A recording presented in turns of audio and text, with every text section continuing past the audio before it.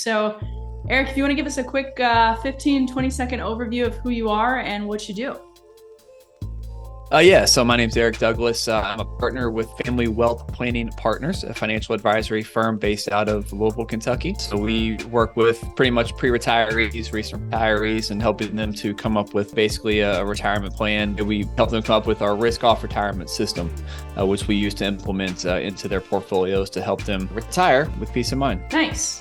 And can you give me a little background before we started working together, where you guys were at? Because I know you were producing a TV show and you kind of had some content going, but give me a picture of what that was like before. So we were doing our own content. We did a podcast. We started to record the podcast with video, very rudimentary, very basic. We're basically putting it out on social media, but we didn't really have the ability to be able to chop it up into small pieces, create reels, create shorter content, which is kind of what everyone's doing now. We did not have the technical ability nor the time to learn and or implement any technical ability into being able to do it ourselves. And so we started looking around at different things that we could do. We looked at a lot of services. Some that we looked at, or most of them that we looked at, seemed to be okay, but it was very much, pretty much this is how you do it, but you pretty much do it yourself and have to implement and post yourself, which kind of defeated the entire purpose of what we were looking for.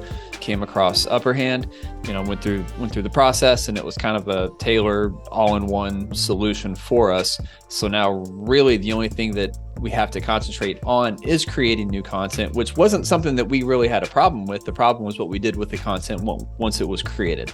So now if the only thing that we have to focus on is creating some content, everything else is out of our hands, it's off of our plates, and that makes our lives a lot easier in being able to distribute any of the information that we want to put out there into the world.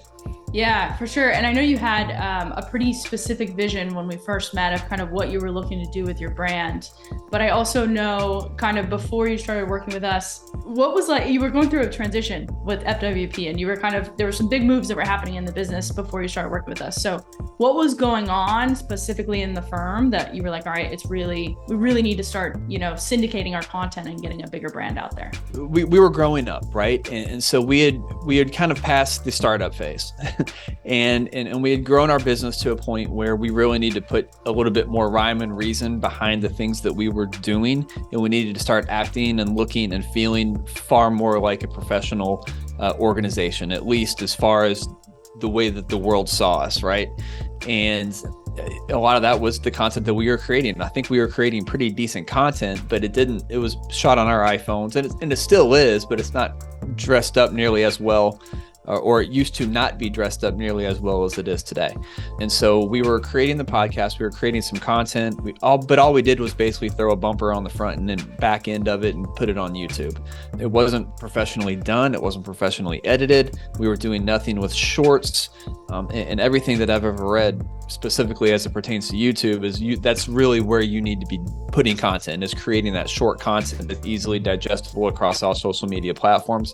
And so as we were kind of, growing our business to a point where we needed to look and feel a lot more professional and a lot bigger than maybe we had been before, we just needed to grow up and create better content, create more professional looking content. And that wasn't something that we had the ability to do that ourselves. And we didn't really have the budget either. We were kind of stuck in this no man's land, right? We didn't really have the budget to go hire someone to do it exclusively for us on staff. We were just kind of stuck in that no man's land where we needed a better solution than do it yourself, but we couldn't afford to hire someone full time. Mm-hmm. And this seemed to be a very great fit for what we needed to accomplish.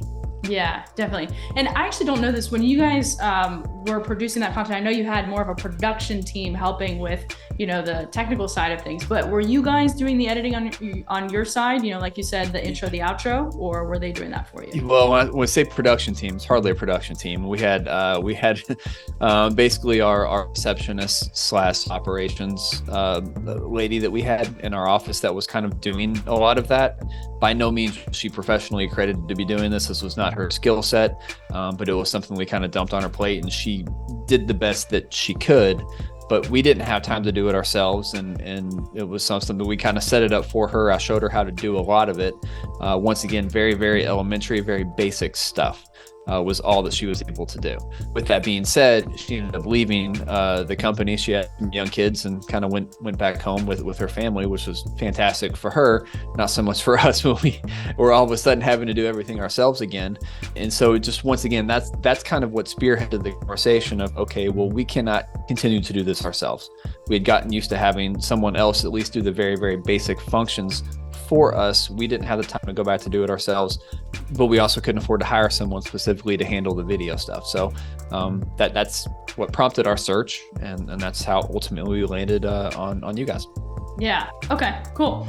And right when we started working together, what were some of the things that we helped you out with right away that got the ball rolling, or like, some of the first wins that you were noticing? Ideas for content creation was a big one. So, I mean, it's one thing for us to figure out things to talk about, but we didn't really have a system or a process for figuring out the types of content that we should be creating, or the types of topics that we should be looking for, or even how to go about looking for topics to use in our content creation. So that was probably the very, very first thing that we went through as far as figuring out things to actually talk about. Once we started doing the content and putting some of that stuff together, once again, that was something that we were already doing and comfortable with. We were relatively comfortable in front of a camera. We previously had a radio show. We've done some TV stuff. And so we knew how to talk about things, but we didn't know specifically how to target what exactly we should be talking about based on search algorithms and things that are going to be fed through YouTube. And we're still getting better at it, obviously, but we didn't have any clue, how to look for that stuff, or how to appropriately pick topics that were relevant to our industry. So that was probably the first thing that we really walked through and got a much better handle on. Yeah, awesome.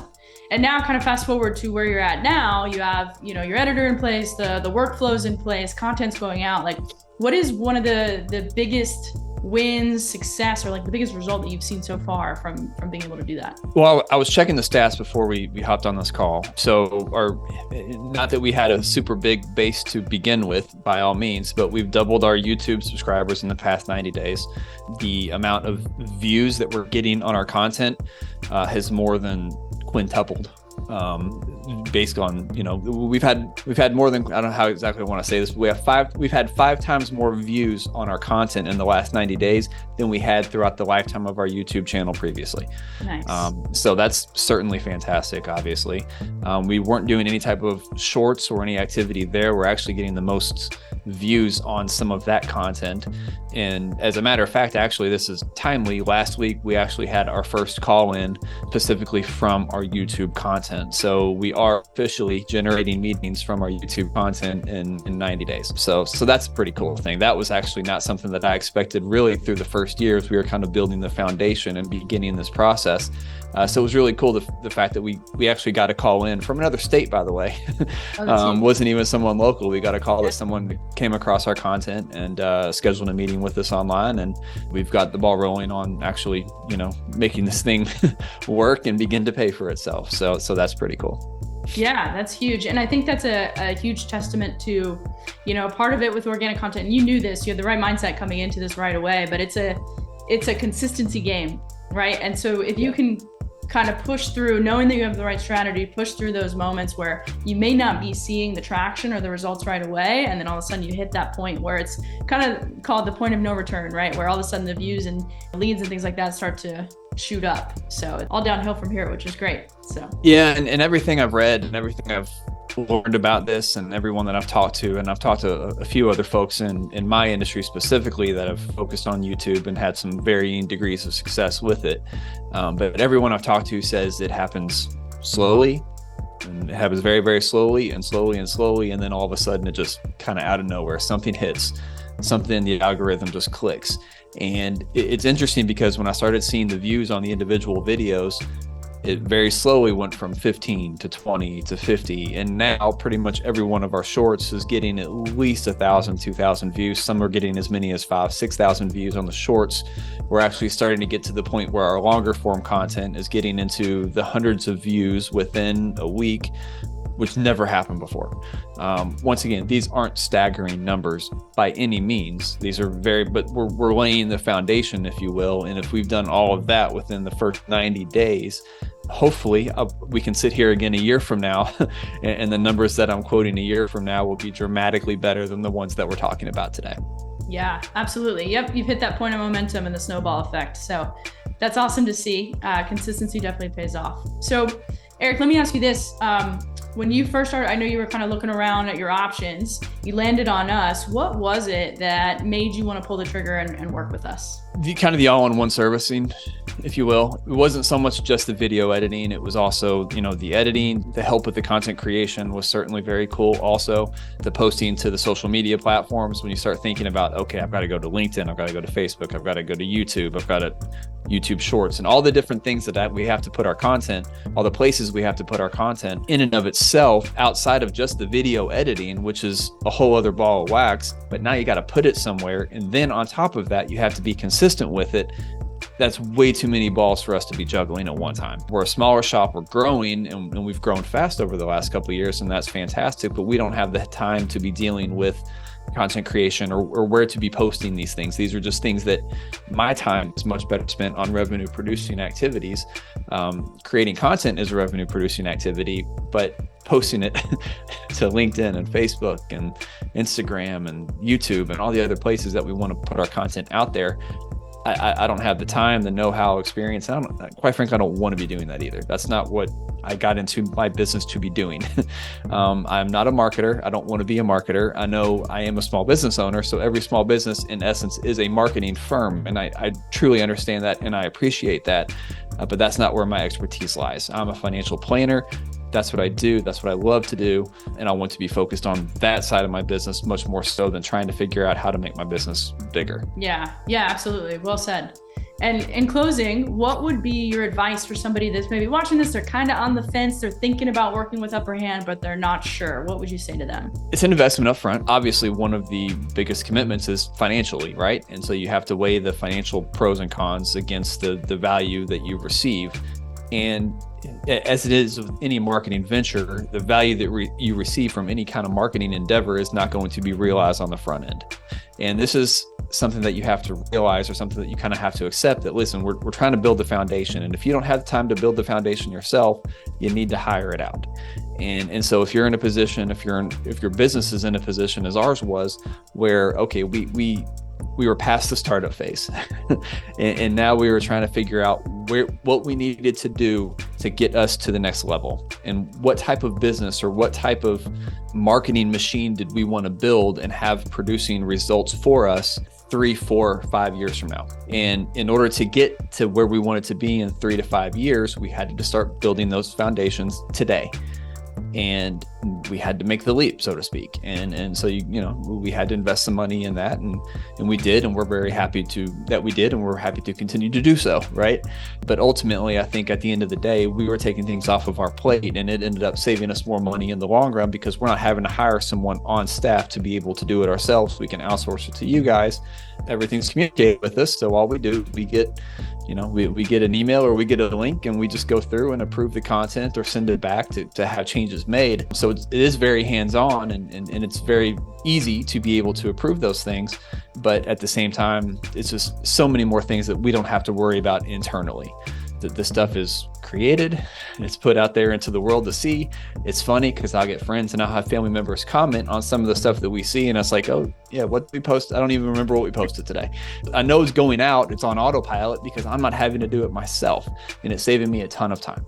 So at the end of the day, that's really what it's been all about. It saves me a lot of time. I can focus my priorities are focused elsewhere, and the things that are going to actually produce more revenue for me today. Yeah. And I think you said it earlier too. It's about where your time is best spent and where you're leveraging that return from. So that's definitely something you guys have been doing very well. So I'm excited to see what's next, excited to see what happens with the YouTube channel from here. But if people want to learn more about you, Family Wealth Planning, where can they go? Our website, fwppartners.com, or I guess I should plug the YouTube channel, right? Because pretty much all the content's coming from you guys. But yeah, if you search for Family Wealth Planning Partners, FWPP on YouTube, you'll come across us. Our handle is at FWPP.